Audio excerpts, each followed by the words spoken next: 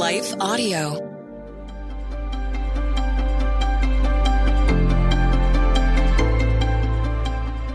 Welcome to the Crosswalk Devotional.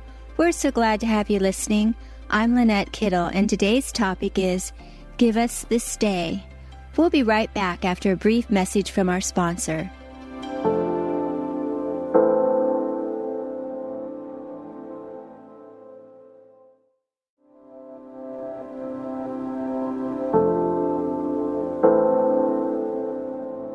Give Us This Day, written and read by Lynette Kittle. Give us today our daily bread, Matthew 6:11. Y2K, COVID, 2020, and end-of-the-world forecast all invoke fearful, self-preservation, survivor thoughts, and feelings of needing to store up supplies in preparation of a coming, looming disaster. During the great toilet paper shortage of 2020, when store shelves, warehouses, and online shops were empty, people had to come up with creative replacements for it. From wet wipes to tissues to napkins, individuals found a way to make do. It was easy to get caught up in storing up more products than needed at the time just to be safe and prepared for the unexpected. But where does being prepared cross over to being fearful that leads to hoarding, greed, and selfishness? In Luke 12:15 through 21, Jesus deals with this issue. Then he said to them, "Watch out, be on your guard against all kinds of greed. Life does not consist in an abundance of possessions." And he told them this parable. The ground of a certain rich man yielded an abundant harvest. He thought to himself, "What shall I do? I have no place to store my crops." Then he said, "This is what I'll do. I will tear down my barns and build bigger ones, and there I will store my surplus grain. And I'll say to myself, you have plenty of grain laid up for many years. Take life easy, eat, drink, and be merry." But God said to him, "You fool, this very night your life will be demanded from you.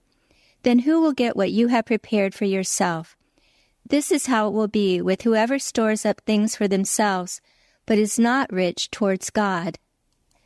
During the Israelites' 40 years in the wilderness, God taught them how to receive their daily bread, one day at a time, giving us, too, an example of how to receive His bread daily. Exodus 16:4 explains, "Then the Lord said to Moses, I will rain down bread from heaven for you. The people are to go out each day and gather enough for that day.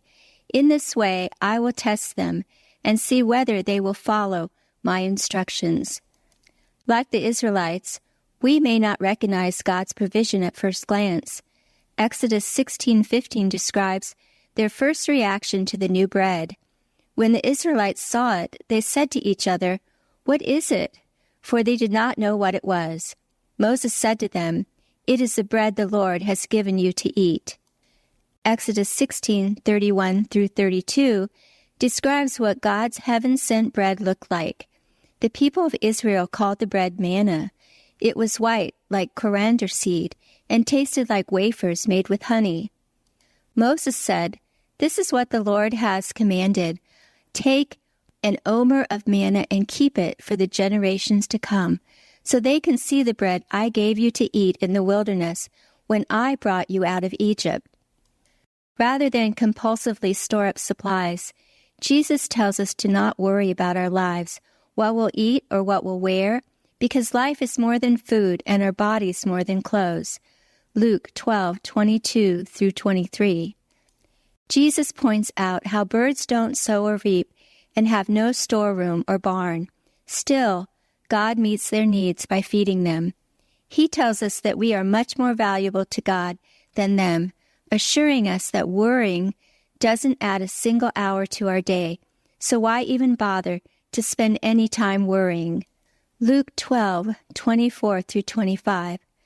Rather, Jesus said, "Consider how the wild flowers grow. They do not labor or spin. Yes, I tell you, not even Solomon in all his splendor was dressed like one of these. If that is how God clothes the grass of the field, which is here today and tomorrow is thrown into the fire, how much more will he clothe you, you of little faith? Luke 12:27 through 28.